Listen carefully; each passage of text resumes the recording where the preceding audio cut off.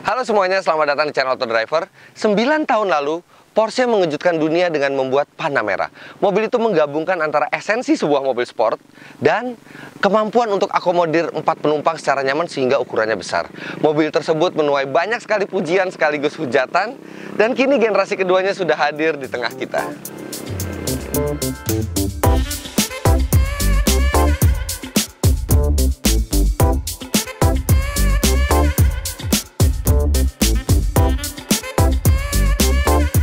Sejak awal kelahirannya, mobil ini dipuji karena kualitas serta performanya yang begitu hebat.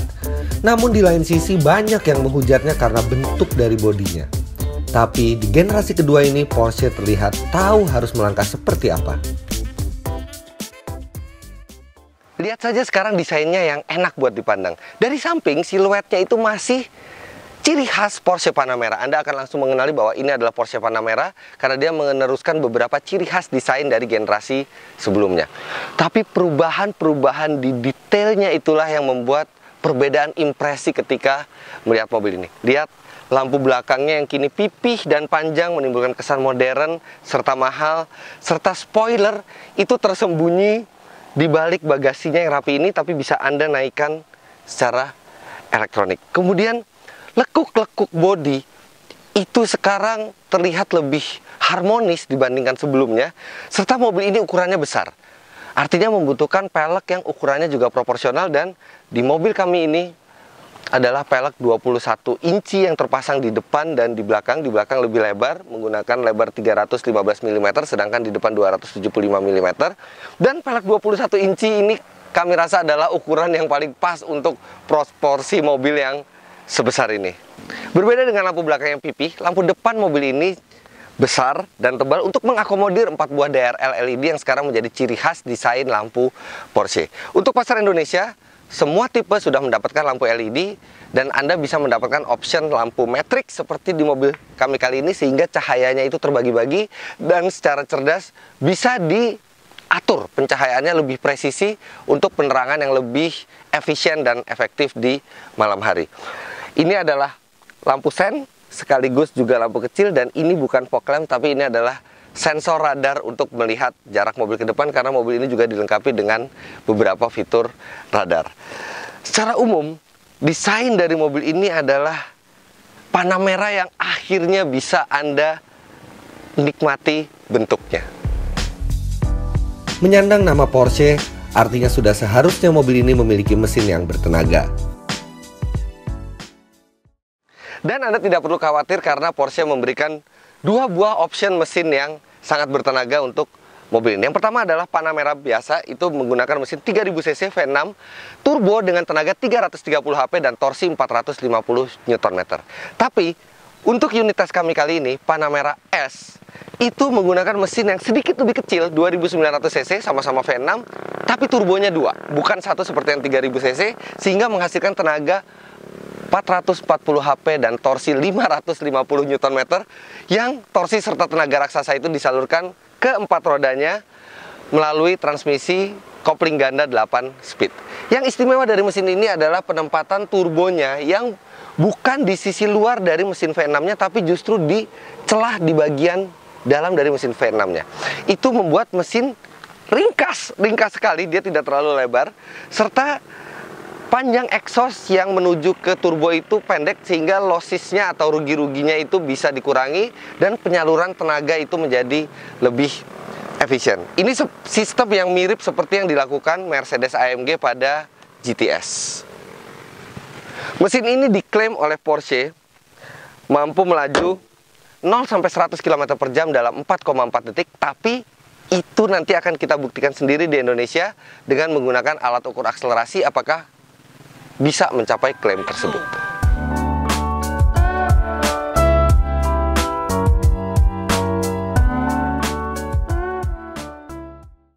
Ketika Anda membeli sebuah sports car, maka kepraktisan atau akomodasi, terutama barang, itu bukan menjadi prioritas, tapi Panamera berbeda karena dia juga mengedepankan akomodasi. Sekarang kita lihat bagasinya dibuka secara elektrik, dan Anda akan mendapatkan space yang sangat lega di belakang. Dia juga ada partisi yang bisa ditarik ke atas. Jadi kalau bagasinya menutup, dia akan menutupi barang-barang Anda. Serta juga ada partisi yang memisahkan antara bagasi ke kabinnya, yang ini juga terlihat keren. Selain kapasitasnya besar, dia ketika kita buka ke bawah, dia sudah tidak ada lagi ban serep. Itu yang membuat kapasitasnya menjadi besar. Tapi dia bannya sendiri belum RFT atau run flat tire. Untungnya disediakan tire repair kit. Jadi kalau Anda kempes, Anda tinggal masukkan cairan ini, dan juga sudah tersedia pompa ban elektrik. Kalau Anda mau membawa barang yang lebih besar lagi atau lebih panjang lagi, bangku belakang dari Panamera ini bisa dilipat ke depan sehingga memungkinkan Anda membawa barang yang sangat besar. Ini benar-benar kepraktisan yang mirip hatchback atau SUV. Kalau Anda berpikir perubahan di bagian luar ini sudah sangat berarti, tunggu sampai Anda melihat bagian dalamnya. Wow, ini adalah salah satu interior paling keren yang pernah saya lihat. Kita mulai dari konsol tengahnya dulu. Tadinya di Porsche Panamera generasi pertama ini dipenuhi tombol-tombol banyak sekali sehingga seperti pesawat terbang. Sekarang tombol yang tersisa di konsol tengah ini hanya 1, 2, 3, 4, 5, 6, 7, 8. Itu juga hanya rem parkir, kemudian 4 tombol itu untuk AC supaya mudah, tombol volume, tombol pengontrol layar digital, serta hazard. Lainnya itu disembunyikan di dalam panel sentuh yang sangat cantik ini. Kenapa sangat cantik? Karena ketika Anda nyalakan mesin, dia akan menyala lampu-lampu menunjukkan fungsi-fungsi apa saja yang bisa Anda tekan dari konsol tengah ini. Dan ketika Anda tekan, itu bukan seperti layar sentuh biasa, tapi ketika Anda tekan keras, dia ada getaran yang terasa ke tangan sehingga mengkonfirmasi Anda, oke, fitur ini sudah ditekan. Lantas pada saat dimatikan, itu mendadak semua konsol tengah ini menjadi hitam yang mengkilap. Memang tidak semua tombol yang tadinya ada di konsol tengah ini digantikan dengan panel sentuh, karena sebagian besar itu pindah ke layar digital di tengahnya. Sekarang kita lihat layar di dashboardnya. Ini mengingatkan kita akan Mercedes-Benz S-Class yang di sini ada layar instrumen besar, kemudian di sini juga ada layar multimedia yang besar, dan di Porsche ini kelihatan sekali desainnya menyatu dengan dashboard dengan bahan yang berkualitas. Keren banget. Dan ini juga layar sentuh yang sangat reaktif. Jadi ini sangat intuitif, serta dia juga tidak delay. Kemudian di layar digital ini banyak sekali yang bisa Anda atur, termasuk bahkan semua fitur dari mobil yang biasanya dengan menggunakan tombol itu sekarang pindah ke sini. Yang paling unik adalah bahkan sampai untuk mengatur ventilasi AC yang tengah ini, kita dari konsol tengah bisa pencet climate dan center fan, serta kita mengatur semuanya dengan sentuhan. Kita mau ke bawah, ke kiri, ke kanan, ke atas. Tidak ada lagi tombol atau tuas manual di ventilasi AC ini. Semua diatur secara elektrik. Kemudian instrumen. Instrumennya ini ada 5 buah klaster seperti khasnya Porsche. Dari 5 buah klaster itu 4 adalah digital. Yang di kanan 2, di kiri 2 itu adalah full digital. Sedangkan yang di tengah itu adalah tachometer yang tetap menggunakan jarum, sehingga ini adalah perpaduan antara instrumen yang sangat modern tapi juga tidak meninggalkan ciri khas tradisional dari Porsche. Untuk mengontrol tampilan yang ada di instrumen ini, Anda disediakan 2 buah tuas putar di setir untuk mengoperasikan layar digital bagian kanan dan layar bagian kiri. Kemudian mengoperasikan semua ini memang tidak semudah kalau sudah ada tombolnya semua. Tapi Anda akan bisa memaafkannya ketika Anda melihat bahwa tombol-tombol yang dimasukkan semua ke panel digital ini membuat mobil terasa rapih dan berkelas. Satu lagi yang menarik adalah bagaimana cara kita men-start mobil. Biasanya karena ini sudah keyless entry, disediakan tombol untuk kita pencet, tapi tidak dengan Porsche. Porsche tetap mempertahankan tuas putar. Kalau format setir kanan seperti di Indonesia, itu tuas putarnya ada di sebelah kanan. Kalau setir kiri, tuas putarnya ada di sebelah kiri. Intinya, tuas putar untuk starter ini harus berada di posisi yang berseberangan dengan transmisi. Ini adalah filosofinya inspirasi dari balap Le Mans. Ketika itu untuk memulai balap orang harus lari ke mobil, dan ketika masuk mobil dia harus bisa men-starter dan memasukkan tuas transmisi, dan itu tidak boleh ada di sisi yang sama karena akan merepotkan.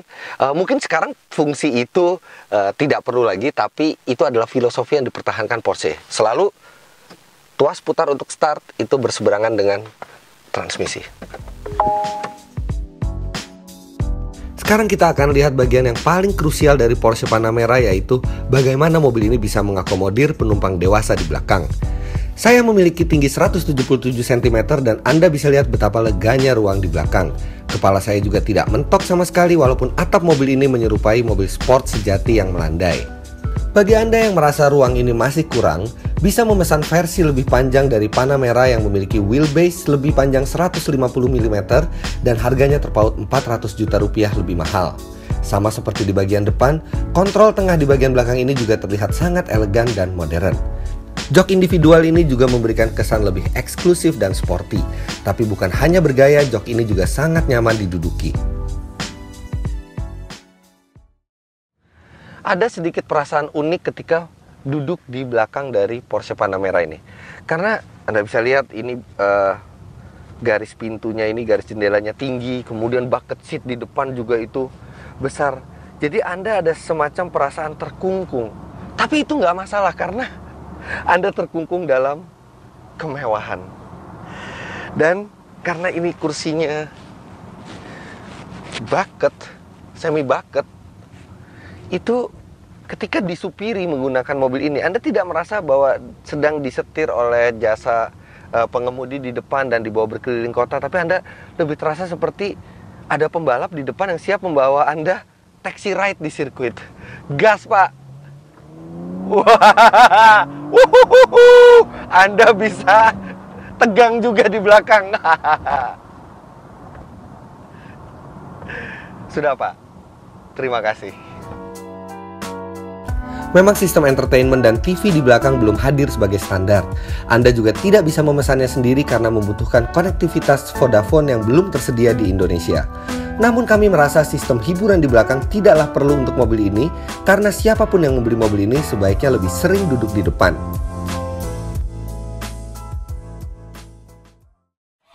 World Class Auto Show Series, the 25th Gaikindo Indonesia International Auto Show, 10 to 20 August 2017 at Indonesia Convention Exhibition BSD City. Be the first to witness the latest automotive technology and futuristic concept car from 29 car brands. Also participated by dozens of motorcycle brands and more than 250 supporting brands in automotive industry. The 25th Gaikindo Indonesia International Auto Show, hosted by Gaikindo, organized by 7 Events. Pada saat mengemudikan mobil ini, Anda tidak akan merasa mengemudikan sedan yang besar dan panjang. Padahal mobil ini panjangnya lebih dari 5 meter. Karena satu, posisi mengemudinya, ini murni posisi mengemudi sports car, ergonomis dan cenderung rendah. Terus, dia juga memang terasa seperti mobil sports car yang siap menerkam kapanpun Anda butuhkan. Mode berkendara yang tadinya ada di konsol tengah sekarang dipindahkan ke setir. Ini model seperti Ferrari yang membuat Anda sangat mudah untuk mengaksesnya, dan berpindah dari mode normal ke sport dan sport plus itu langsung terasa perpindahan yang instan di RPM-nya. Dia langsung siap untuk berakselerasi maksimum. Lantas ada satu tombol yang saya sangat suka, yaitu tombol yang di tengah-tengah mode berkendara ini. Porsche menyebutnya sebagai Sport Response Button. Jadi tombol ini ketika ditekan, dia menyiapkan semua settingan mobil dari mulai mesin, transmisi, itu di posisi yang paling optimal untuk akselerasi maksimal. Jadi semisal Anda sedang berkendara normal, dengan mode normal, tiba-tiba Anda mau menyalip segera atau ada yang menantang di samping, tinggal pencet tombol ini, langsung siap semuanya dan gas. Tidak perlu berpusing-pusing lagi mencari mode sport plus atau apapun, tinggal satu tombol itu langsung semuanya siap, dan tombol itu aktif dalam 20 detik. 20 detik Anda tidak melakukan apa-apa, dia akan kembali ke mode normal. Ini tombol ajaib ini mestinya ada di semua mobil yang bertransmisi otomatis. Kayaknya ini tombol wajib ini. Di jalan, mobil ini terasa melaju tanpa usaha berat alias effortless di kecepatan berapapun. Bantingannya juga mampu memadukan secara baik antara kenyamanan serta pengendalian. Apalagi sistem all-wheel steering membuatnya benar-benar tak kewalahan bermanuver di tikungan patah sekalipun. Di kecepatan rendah, ban belakang itu akan berbelok berlawanan arah dengan ban depan yang membuat dia memiliki radius putar yang sangat kecil. Anda tidak akan menyangka betapa kecilnya radius putar mobil ini, padahal mengingat mobil ini juga panjangnya di atas 5 meter. Bahkan radius putarnya ini lebih ringkas dari beberapa hatchback yang ada di pasaran. Tapi di kecepatan tinggi, ban belakang itu belok searah dengan ban depan sehingga memberikan kestabilan yang optimal. Ini sekarang kita berputar balik. Ini adalah jalan yang sangat kecil. Ketika saya putar setir seperti ini, maka roda belakang akan berbelok berlawanan arah dengan ban depan dan wah, saya bahkan tidak berpindah jalur ke sebelah, saya tetap ada di jalur yang paling kanan, sangat ringkas. Nah, seiring saya tambah kecepatan di tikungan seperti ini, dia terasa lebih stabil. Gejala membuang belakangnya mobil itu atau oversteer itu lebih sulit terjadi di mobil ini karena dia ada ban belakang yang bisa bergerak searah dengan ban depan. Artinya mobil ini benar-benar memberikan pengendalian yang meyakinkan. Pengendalian meyakinkan di kecepatan tinggi serta maneuverability atau kemampuan manuver yang impresif di kecepatan rendah. Sekarang kami penasaran seberapa cepat akselerasi mobil ini jika dites di Indonesia menggunakan bahan bakar yang dijual di Indonesia dengan oktan 98. Oke, sekarang kita coba saja akselerasinya. Launch control. Wow! Semua tenaga itu disalurkan sempurna lewat keempat rodanya. Jadi start itu tidak ada spin sama sekali, langsung melaju mobil. Hasilnya klaimnya 4,4 detik, kami di Indonesia mendapatkan angka 4,2 detik. 4,2 detik untuk mobil yang bobotnya hampir 2 ton. Itu luar biasa. Dan ini adalah cukup unik karena biasanya kami tidak pernah mendapatkan hasil yang lebih baik dibandingkan klaim dari pabrikan. Maksimal sama, tapi ternyata di mobil ini lebih baik sedikit dibandingkan klaimnya. Artinya Anda bisa yakin bahwa mobil ini 0-100 km per jam di Indonesia sekalipun itu berada di level 4 detikan kecil, di bawah 4,5 detik. Dan satu yang kami sangat suka adalah betapa mudahnya launch control ini diaktifkan. Tidak perlu masuk ke menu yang rumit. Anda tinggal masukkan ke Sport Plus dan pencet tombol Dynamic Stability Control atau kontrol kestabilan elektroniknya.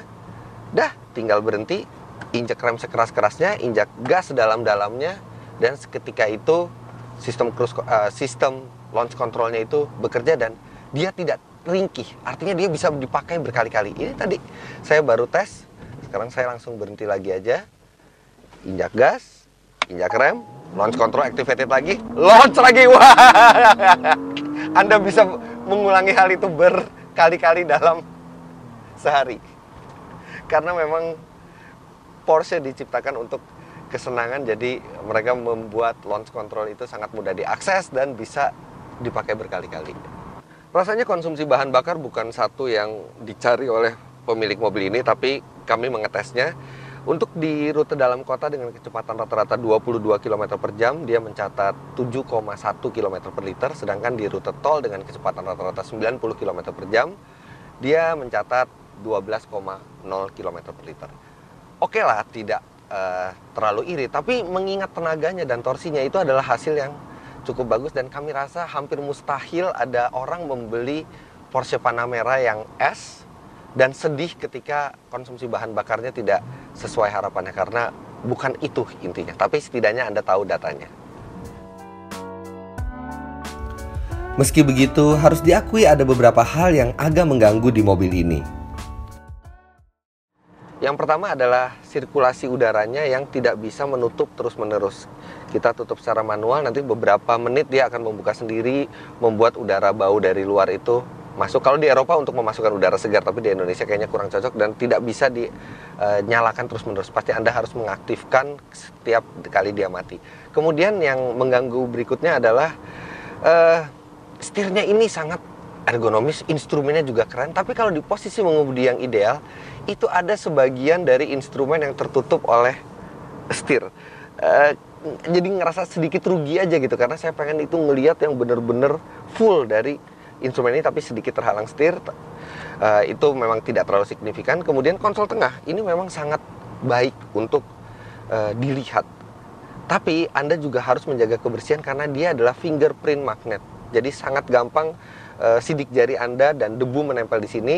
Anda harus memberi asisten Anda atau pengemudi Anda pekerjaan tambahan untuk membersihkan ini setiap hari, dan Porsche memberikan lap khusus untuk konsol tengah ini. Kemudian satu yang ini lumayan signifikan mengganggunya adalah penyetelan arah ventilasi AC secara touchscreen. Ini memang keren dilihat, tapi untuk mendapatkan arah yang pas seperti yang Anda mau, ini tidak semudah kelihatannya. Dan kami juga berbicara dengan Porsche Indonesia bilang bahwa hal ini sudah diadres oleh Porsche Pusat, dan kemungkinan di perbaikan produk berikutnya ada kemungkinan mereka meninggalkan sistem pengaturan ventilasi yang seperti ini. Dan memang kami lebih suka pengaturan ventilasi yang konvensional. Lantas ada harganya yang tinggi. Iya, harganya memang tinggi. Tipe terendah dari Panamera yang dijual di Indonesia, Panamera 2, yang artinya two wheel drive saja di belakang, itu dijual di kisaran 2,7 miliar rupiah off the road. Artinya dia sekitar 3 miliar rupiah on the road. Unit tes kami ini, Panamera 4S dengan mesin yang lebih bertenaga serta penggerak 4 roda, itu dijual di kisaran 3,3 miliar rupiah off the road, yang artinya dalam keadaan on the road itu 3,7 miliar rupiah. Anda bisa bilang, wow, mahal sekali. Tapi coba kita bandingkan dengan kompetitor mobil ini. Mercy S-Class BMW seri 7 itu berada di kisaran 2 miliaran. Tapi, satu, dia tenaganya lebih kecil dari mobil ini. Serta kami rasa tidak pas membandingkan mobil ini dengan BMW seri 7 atau Mercy S-Class karena dia jenis yang berbeda. Ini adalah mobil sport yang dibuatkan menjadi sedan. Rival dari mobil ini sejatinya adalah Maserati Quattroporte, Bentley Flying Spur, atau Aston Martin Rapid. Dan ketiga rivalnya itu harganya sudah berada di atas 5 miliar rupiah. Satu yang mendekati rival dari Jerman adalah BMW M6 Grand Coupe. Tapi itu BMW, ini Porsche. Di lain sisi, harga itu memang belum termasuk beberapa option yang ada di mobil tes kami.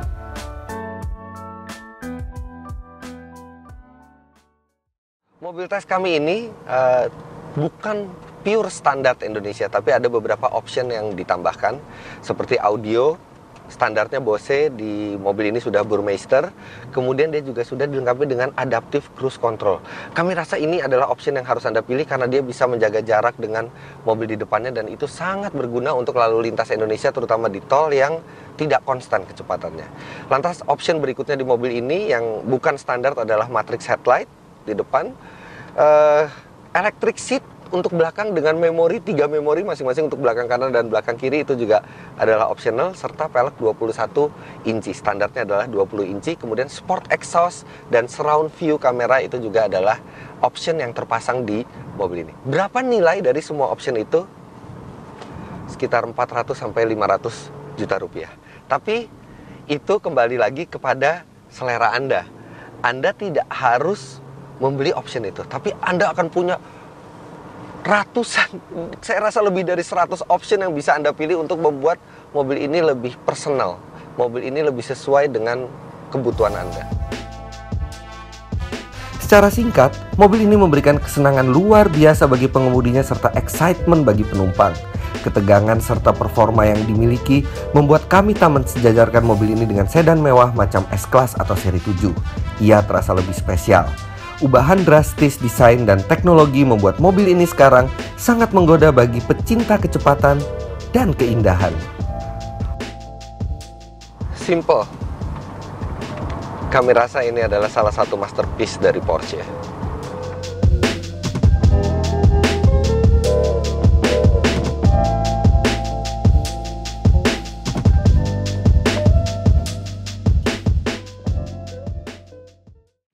begitulah hasil review kami akan Porsche Panamera tahun 2017 ini. Jangan lupa Anda klik like bila menyukai video ini, serta subscribe ke channel kami, Autodriver. Main-main juga ke website kami di www.autodriver.com, serta komen di bawah. Kami sangat senang mendengar komentar Anda. Terima kasih Anda sudah menyaksikan. Sampai jumpa di video kami selanjutnya.